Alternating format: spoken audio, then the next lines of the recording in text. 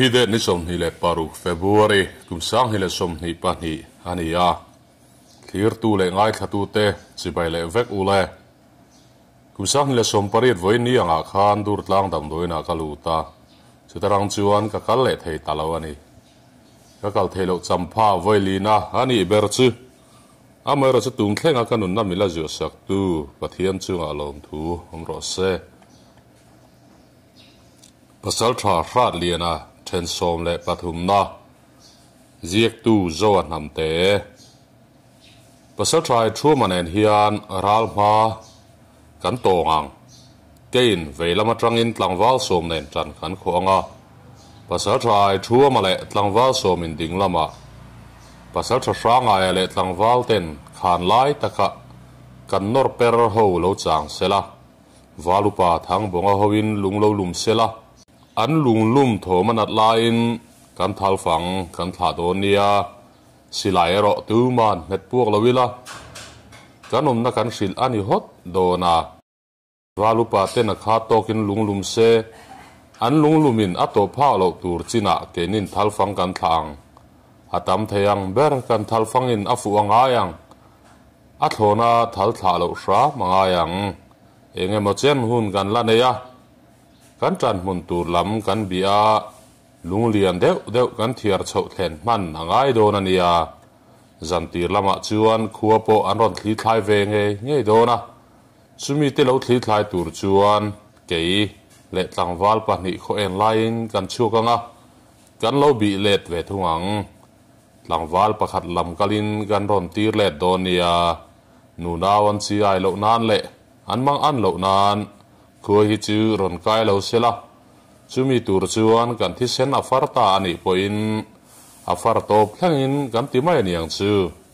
in phek nuai angai ta ni poin alaya pasal trai thu manen kan in thlopanga kan sir lam tlangwal hoin an lo vengang pasal tha rangai le a ho te chu ral nung lama tan la turin in hel nuai huna chuan in tan hun in ron siam vat don nia walupa ten in ron fin thung sela lom lian ve in mual zalaya ngam le ngam chu kanin normai turla ni a han ti chara pasal tha ranga ya chuan mai thal ha hian alo thlek wanga chuta chung irem ruat na thajok tu man kan hriat om lo hi mo kan pasal tharal rel thiam chu atakin kan hreta a tlak po atlafu nge tura ngayang kei soibel tur ka hre hau lo mai ati lai chuan pasal tha ai thuma chu lo tong chuak ve in chak boy kan norte tha do ho kan norte khan pasal tha tuai tir hrat lin ra rel hlir kan hmang kha ania are sul ngai hau lo tuna chuan tuai tir po ni to lovin pasal tha ral hrat le ral rel thiam azara lu sei te kan him fo na pasal tha ra rel fing tak nuaya kan chedon ania tlangwal te anon pungkhom to e keini po che chuak don tanila thang a han ti zom ngal zat poka lalpa le atlangwal te upa te le walupa te chu lal lei ka chuan ron ding chuakin lalpa chuan thilom zia le ral ten ramri lui an ron pel to thu te an ral rel te chu a han soi zunga tuna tlangwal eng maza kan tan hun tur lo wasiam tur le an hun ma te lo varem fel turin in chuak nga langa nula ten khothim main chofun anon pedon cheunia in lama pa ho le lal upa te po engama thula kan lo in ral ring rengang kan feile thalngul tenen a han ti ve chara chuta silai phung thum hian khuwa kan lo veng veang abak zong chu ral lamalek ni se nu naw chi ai lo turin hril thewila ral lo lut po ni se ngoi renga mani ina tanga thal le silai sai mai turaniang kan pasal tha le walupa te kuta ral rel le rem ruat na te homte se a han ti zom zata a huna walupa le tlangwal te a pasal tha te ada lal thiam le angai poimo ma sa thin hian lalfing ani na le a ro rel thiam thin zia atilang thin le ani pasal tha ai thua male shat lian a ho chuan tlangwal som thum zet chu zanri ei rel pel hun seta khua chu chu sanin an tran mun an lo som he na tur mun fe kong zal lai pan chuan an liam ngal ngua ngua an pasal tharal rel chu fing an ti thu an soi sap sapa tha tho tak chuan an pen sau sawa ani taka an tran mun siam na lai hi aremin mel matan chuan pal tlang ngot chi hani lo tlatani kong thlang chu kham oi le lung mun ani a kong chak lamero oi tlan le mun rem in chap chho cham duai mai hi ani thunga chulai kong thlang kham chu bel chian chuan kham ko hnuai chuan zol hi lam ni ngot tura zau lalmol chen zeta thuya oma chulai chu shat lena tran mun rem tumna ani renga lung chu lo lum sual palpo ni se eng kim an lo mu in an lo in veng man vek don ani reilo te an tum hun chu thleng halin hun an nei tlem ti ria in an vela lung liam deuh pali in a zon tok vel ho chu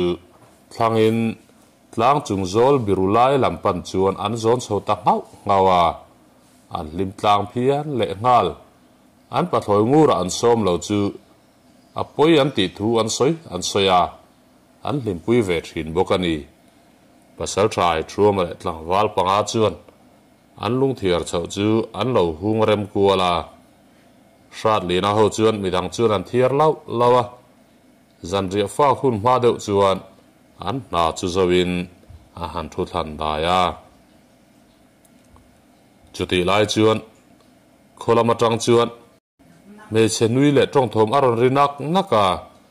an chofun ron petur te an ni ti an hremaya shat lina chuan zanria kan bar zo rolin keini po lian zi ka le kong anen kan pathumin kan liam hal don nia pasal tha ai thuam mel zau pa chuan a han tia ai thuam a chuan ole keinin mau fe kan lo siam ange oho sola khiang zol lal fanu mel thani rengin a han ti zom zata shat lina chu lo nui sukin a kher thin hian o a han tia nula le nu ho hnunga chuan silai nen hoi pir wa a an pathloi lo lang chuan an nui bom a ti ke chiang kher em a ma chia chuan tui khur kong no thloi chu chofun le tui phur hian akal boka sairam chuana kal thil hra thiam phachin ho ngat phei chu an pum dom hian lo dir tlata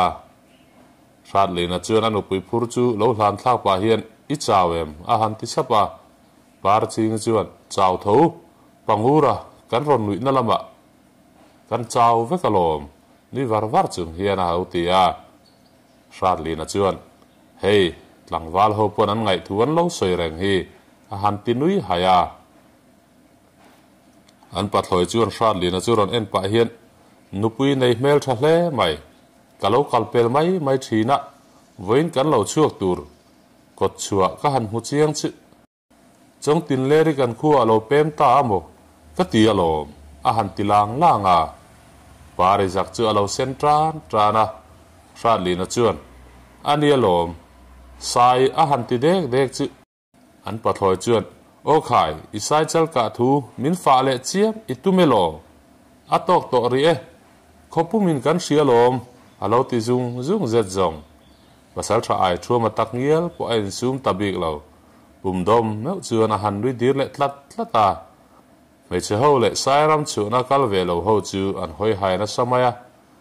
an pathloi berla chu makti mel deuh hian a hoi ang vuala chu hlei chuan tlangwal ho nui chu ati za a pari chuan a pasal nui dir tlat chu abana han pe sakin keima ami min nui thin rim mel trap chuan a han tia shat le na chuan anu pui chu dara ku watin nilawe so pathloi dep delu tukso kan nui ni so tlang hre ta han soi chi chu ni lo a han ti chuan pari chuan phim khurla kanei chuni ni i thei hil hlau lange mit tui ne na lo mu che ka du mia lo ania a han tia shat le na chuan ne na nen kan lo le vek don alo han ti sap sapa chuta khuat lai do ne le to u khuat lai mai do na kan che ta buai lau dang e han ti a mai seo chu ho tur chuan an tho sanga an pa thloi chuan han tho chu pa hian ka han le photang e tlangwal ho rualin ka ron le ang inga ange kan sang haman thal he lai meron ti phok lek vek ni han ti ve ni a nu do la kalin anin chir chuak vele ta a an cho fun chu an thet ngal soka an sanga lai ani boka sare bol le chum nen thlai ra chum nen chuan zan ria chu puar takin an bara vaibel ten pak kham le nu chuan sat lina te pathum chu an liam zom nga la thom dim mangai viau ma a an tum ram chu thlen man deuh thua an tuma ngoi reng chuan tlam ti chuan an duk liam zunga an thlen don hmaya chuan thom dim te chuan kalin an ma chuan thom po an hretrana dim te akal zelin an mel ma te chol khom na lai chu an thleng ta achak lok nim phe na tang chuan an bi thlatakar mai zanria an ve dom chi hi alo nia an pasal tha chuan muang marin eila vaibel te ka han pakle te anga muang cha ngin kan chu kang chu kan chimi barang an mi pa te kan chimi masa anga an mei chia te chu nom chen nan kan mang phot don nia kan valu pa chuan khiang zolal fanu kha a hau lo ka adu le kan hon ti rang ani chau chu abak zong chu kan chimi bar don nia a han ti zet zong radli na thin rim chu a han tho haka chuta in lu khain veng seng emo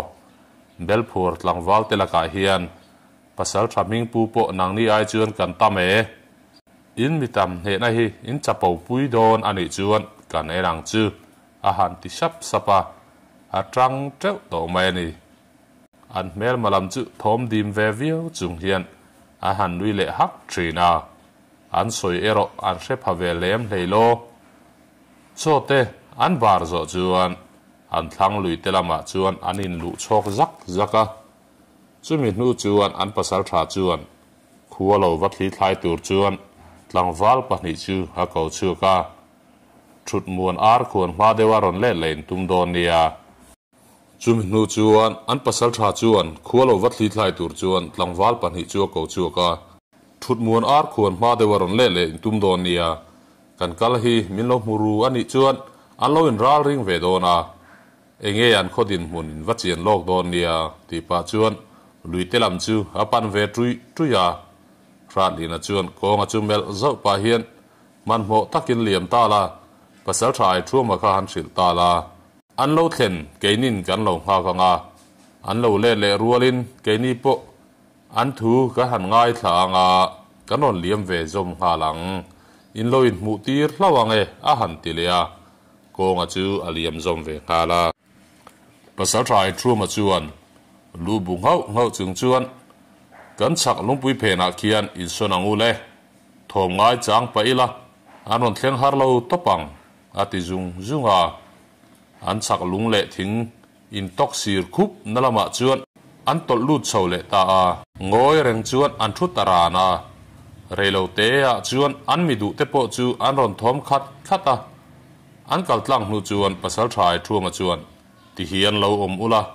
an lo let le po lo ti boi reng su in tlang tir don nia pasal tha ranga ya karon thil nga langa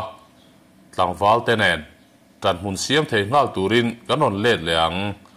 lo film khur hle hang cheu tu man thom lo chua lawang cheu ti pa chuan a chuak zui ve nga la rat li na chuan ngoi reng chuan an mel chu a mel wang hloma an phur mel hlom hle maya ma sen pasal tha ber chu a mela chuan enghel engamotak ani ti hriat takhian ramlam en te chuan a han ding le vung thina an ma ni lam te chu aron hoi le thina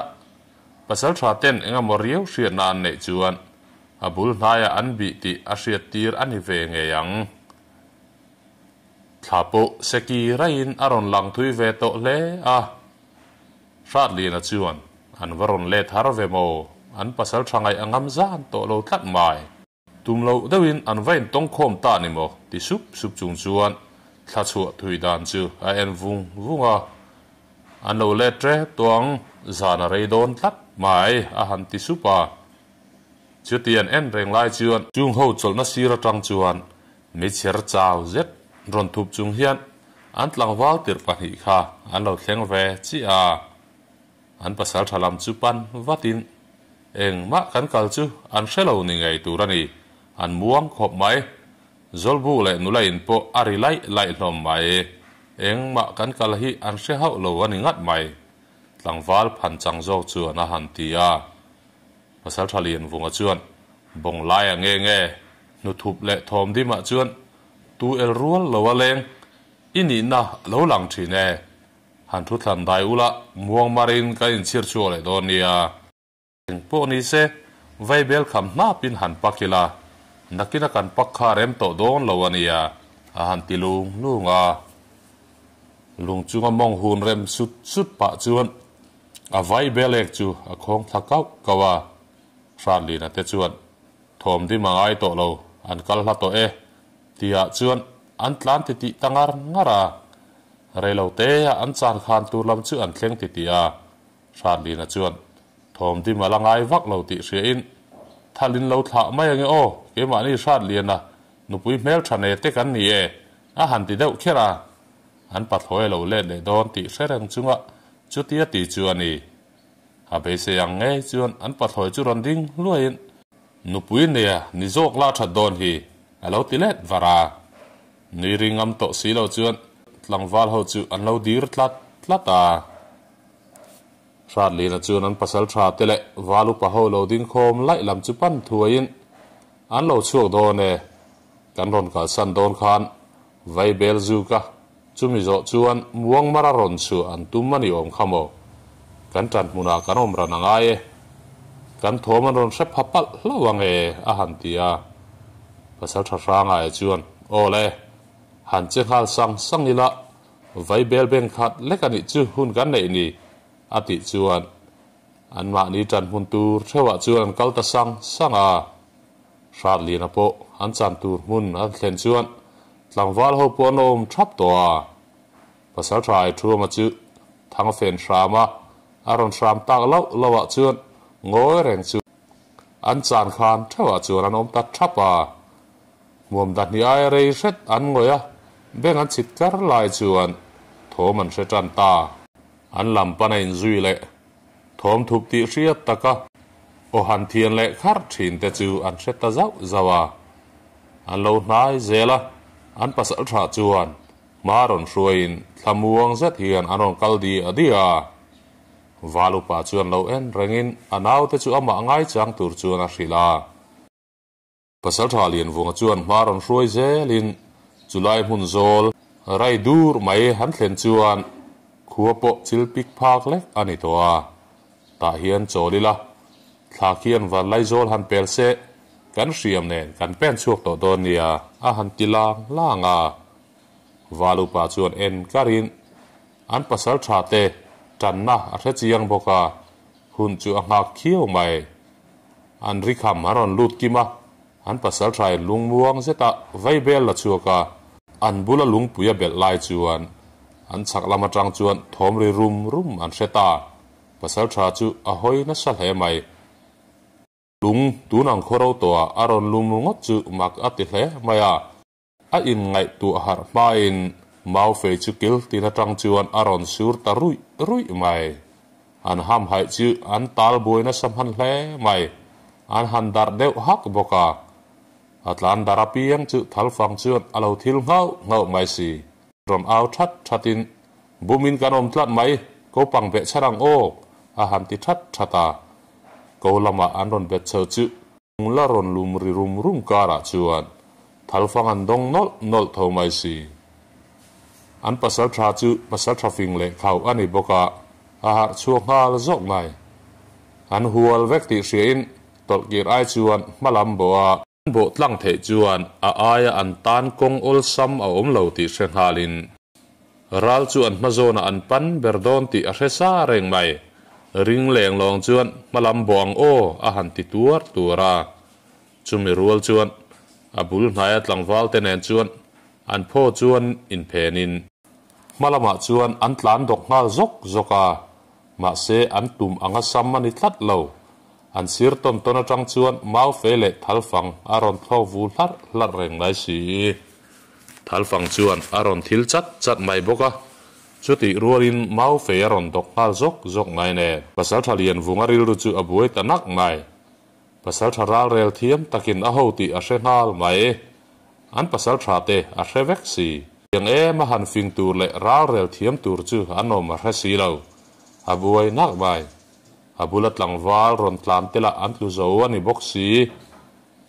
a chon chu mau fe chuan vun pui chat lo deuh hian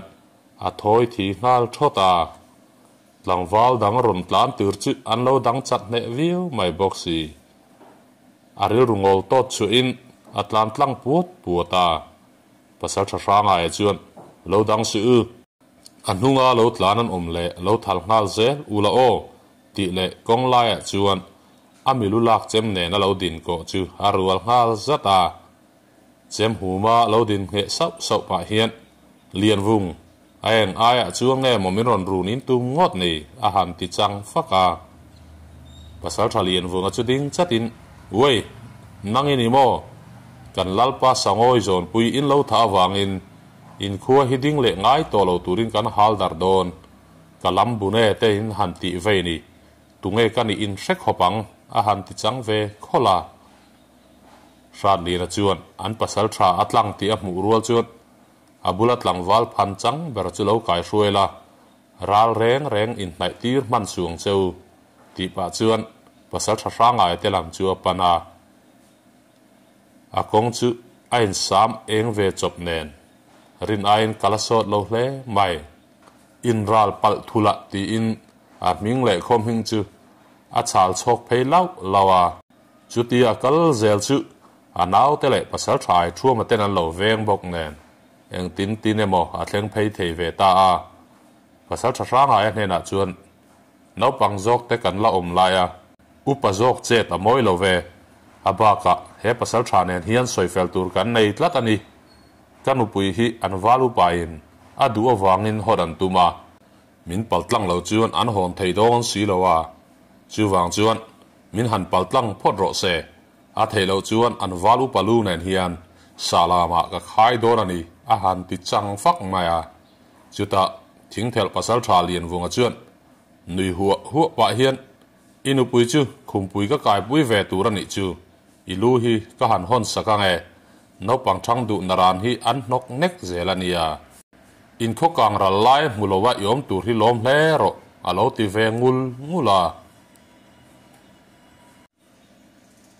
ole ti khan pasal tha li na then som le pathum na chu alo zo le ta nak tu ga dam te ga no ma pathin rem ma ti chuan then som le palina ron ti chu le katum don nia ilong ngai thla ka wangin kalom em